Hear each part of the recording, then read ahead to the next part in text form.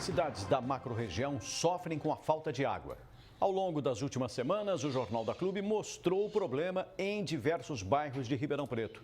Bebedouro e Tuverava, que já apresentam falha no abastecimento, agora vão racionar a água. Em Orlândia, a escassez virou até ação judicial. Resolver os problemas relacionados à falta d'água na macro-região será um dos principais desafios para a próxima gestão. É a macro-região integrada em tempo real em Ribeirão Preto, Fabrício Martins Pereira, o advogado ambientalista. Em São Carlos, Rafael Machado, engenheiro ambiental. E em Araraquara, Matheus Delbon, administrador público. A gente começa por Ribeirão Preto, como é de praxe. Doutor Fabrício, situação de momento, tá? Poço do Parque das Oliveiras parado. Essa foi a informação que a gente recebeu aqui agora. Aliás, se a gente fosse colocar só a informação de falta d'água que a gente recebe aqui em Ribeirão Preto e também em todas as nossas cidades da macro-região, com certeza a gente conseguiria fazer uma outra edição. Mas vamos lá. Só nesse Poço do Parque das Oliveiras são mais de 10 bairros comprometidos. Nós tivemos também aqui em Ribeirão Preto 2 semanas muito difíceis, com as temperaturas lá em cima, né, com a temperatura muito elevada, próxima aí dos 41 graus. Nós estamos em 2020, doutor, momento de muita tecnologia a nosso favor. Esse tipo de problema, claro, não deveria mais acontecer. É muito difícil resolver ou falta vontade? Uma boa tarde para o senhor, seja muito bem-vindo. Boa tarde, Rafael. Boa tarde a todos. Na verdade, o problema é sim complexo, mas ele tem solução e deveria já ter sido solucionado há muito tempo.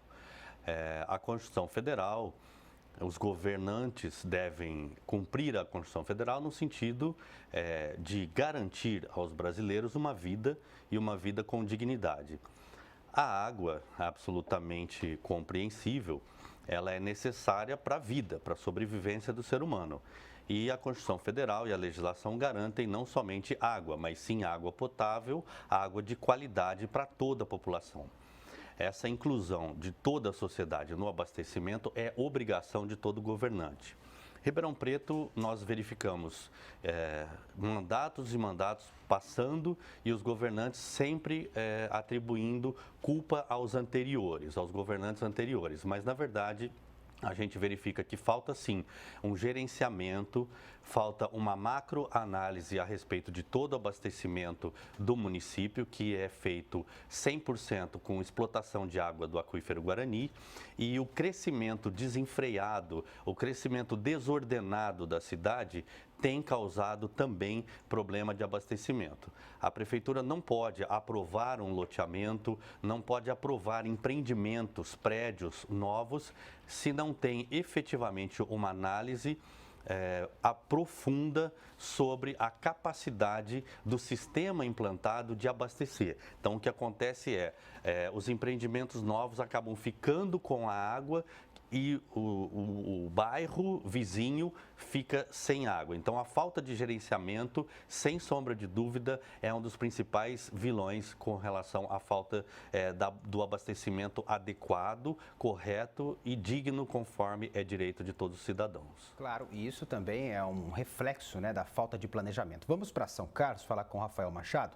Rafael, semana também fez calor por aí, né? Aliás, calor em toda a nossa macro-região, aumenta o consumo de água, enfim. No Santa Felícia, a informação que nós temos, que é um bairro, geograficamente falando, é um bairro um pouco mais alto, né? E a gente tem também o Cidade Araci, um bairro mais baixo. Nesses dois locais, acaba faltando água. Ninguém resolve o problema. Entra ano, sai ano, entra gestão, sai gestão.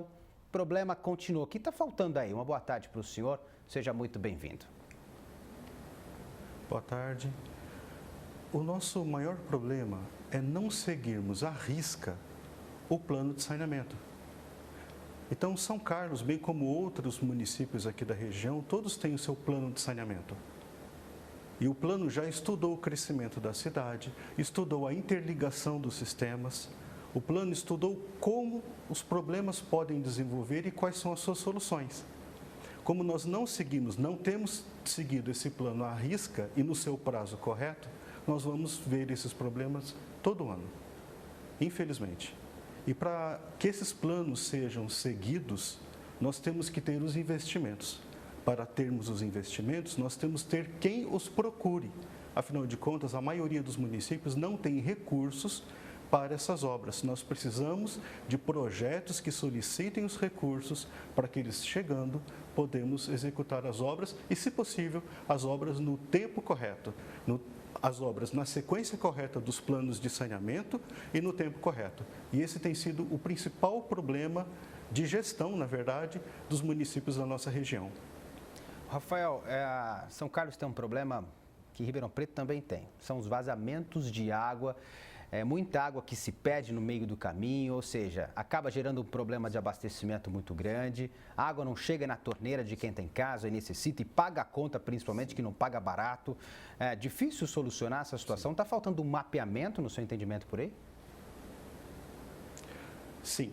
Nós precisamos ter um mapeamento desses vazamentos, dessas perdas de água que podem ocorrer no cavalete de água, que podem ocorrer nas principais redes. Então, sem o mapeamento, nós não conseguimos chegar até lá e solucionar o problema. Então, primeiro, começa o mapeamento, isso não é difícil, nós temos equipamentos há muitos anos que trabalham com isso, que identificam esses vazamentos de forma muito rápida, para que a gente possa, então, fazer as obras. Sem o mapeamento, sem obra. Só que, de novo, eu volto.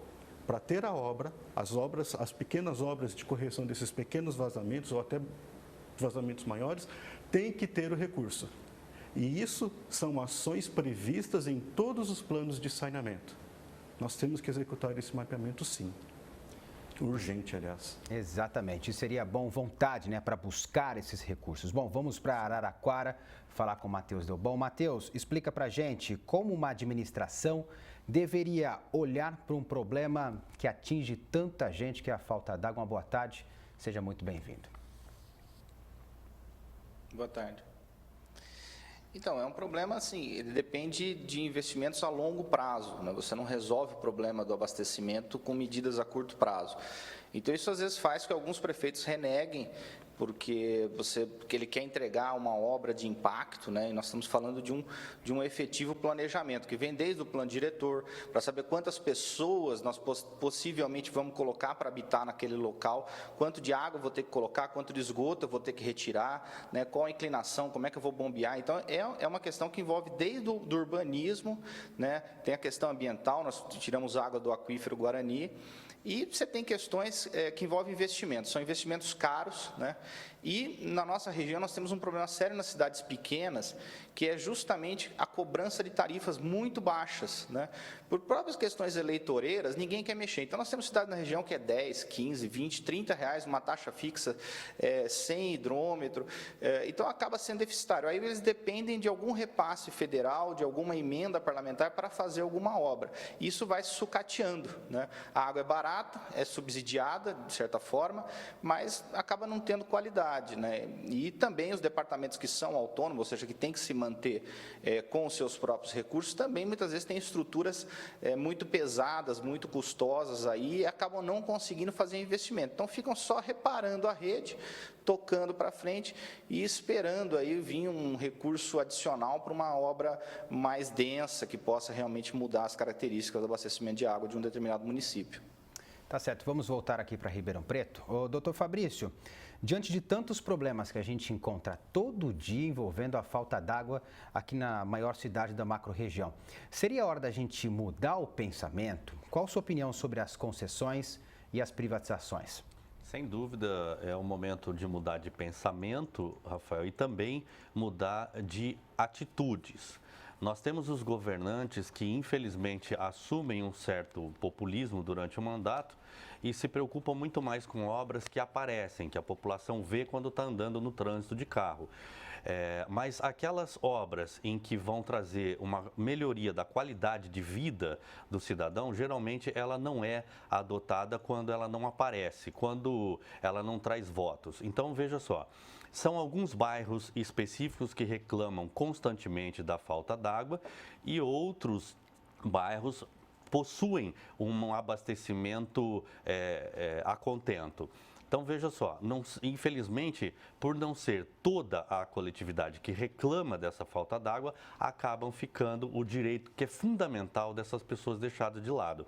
Então, tem que mudar, sim, a postura, tem que mudar a forma de pensar. E aí são as pessoas que escolhem os governantes que estão preocupados com a saúde e com o bem-estar de todo mundo. Em Ribeirão Preto, nós temos problema de toda a natureza. Nós temos um problema na rede, um desperdício absoluto, que é um problema ambiental gravíssimo, explotar tanta água do aquífero Guarani, ele é tão explorado e essa água toda perde um percentual absurdo, mais de 60% na própria rede, ou seja, não chega água nas pessoas e a água fica desperdiçada na própria rede. Então, falta de planejamento, falta de atitude, a própria educação ambiental. Nessa época de seca, a gente verifica pessoas lavando a calçada com água, limpando calçada, lavando veículos, sendo que está tendo falta d'água, ou seja, alguns abusam do uso enquanto falta para outros. Isso é educação ambiental, é fiscalização. No município de São Paulo, por exemplo, foi aplicado multa, é proibido lavar calçada por conta do problema do desabastecimento lá. Aqui em Ribeirão Preto deveria seguir o exemplo, deveria ser a mesma situação e a educação ambiental é fundamental para conscientizar as pessoas antes efetivamente de fiscalizar e multar. Então são atitudes governamentais que a gente não verifica, né? Penso que, de uma forma geral, está tudo envolvido dentro dessa problemática. Exatamente. Vamos a São Carlos falar com Rafael Machado. Rafael, é hora de pensar também um pouco mais de eficiência, né? A gente está mostrando aqui vários problemas no abastecimento, reclamações sem fim, problema que não acaba. Como é que você enxerga a iniciativa privada junto nesse serviço? Essa pergunta ela é polêmica. Ela é muito polêmica. Pelo seguinte, nós temos um grupo de pessoas que pensa: o município não dá conta de gerir o sistema de saneamento. Por isso tem que substituir, tem que fazer concessão, tem que incluir empresas privadas nesse sistema. Um outro grupo diz que não, a água é nossa, o sistema é nosso, o esgoto, ou melhor, o tratamento de esgoto é nosso, nós não podemos entregar isso para outras empresas. Então, é sempre muito complicado. Em geral, quando em um município o sistema de saneamento está indo bem, ninguém pensa na concessão. Mas em outro município em que você tem problemas e problemas recorrentes, todo mundo começa a pensar: não, nós poderíamos ter ter um novo pensamento. Na área técnica, costuma-se dizer o seguinte: o município não tem boa capacidade de gerar água, colocar água na torneira, coletar o esgoto e tratar. O município em si, as prefeituras não têm essa capacidade. Por isso que há muito tempo nós temos os sistemas autônomos, serviços autônomos, departamentos autônomos para cuidarem desse assunto, que são entidades mais técnicas. Em outros municípios, adotou-se a opção da concessão para outras empresas públicas ou de capital misto, ou até empresas totalmente privadas. Então, isso é muito polêmico, é difícil dizer o que nós temos que fazer. O correto seria seguir o planejamento, ter força de vontade, buscar os recursos. Assim, tanto os departamentos municipais como as autarquias ou empresas poderiam dar conta do recado. Tá certo, vamos a Araraquara, voltar a falar com o Matheus Delbon. Matheus, você disse na primeira entrada que faltam investimentos, às vezes é um dos problemas, né, no problema de abastecimento. A chegada da iniciativa privada, talvez pensar dessa forma, com concessão em privatizações, seria uma saída, pelo menos a se pensar, a se discutir isso? Eu acho que é um caminho a se pensar, a se discutir, e eu acho que tem um caminho até, pensando na nossa região especificamente, que poderia ser a transformação dos nossos departamentos de água em empresas públicas, depois empresas mistas, abrindo o seu capital. Então, por exemplo, se nós pegarmos aqui o DAE em Araraquara, o SAI em São Carlos, o DAERP em Ribeirão Preto, e se unirem, por exemplo, para criar uma empresa pública nova, né, com certeza a capacidade operacional dela vai ter um ganho imenso, até para atender as pequenas cidades. Então, às vezes a gente pensa em privatização, fala, vai vir uma empresa chinesa, vai vir uma empresa de de fora comprar e vão mandar a nossa. Nós temos capacidade instalada de transformar as nossas autarquias numa nova empresa, né, que pode estar sendo até um concorrente para a Sabesp, né, nas concessões do Estado de São Paulo, como uma nova empresa pública de participação dos municípios. E depois, abrindo o seu capital, né, em bolsa, provavelmente, você teria uma nova fonte de recursos para investir em obra de infraestrutura. Então, eu acho que o caminho é a flexibilização, seja pela concessão a uma empresa pública, seja a privatização ou a criação de uma nova empresa com base nessas autarquias que nós já temos. Tá certo, acho que temos um consenso aqui no nosso debate.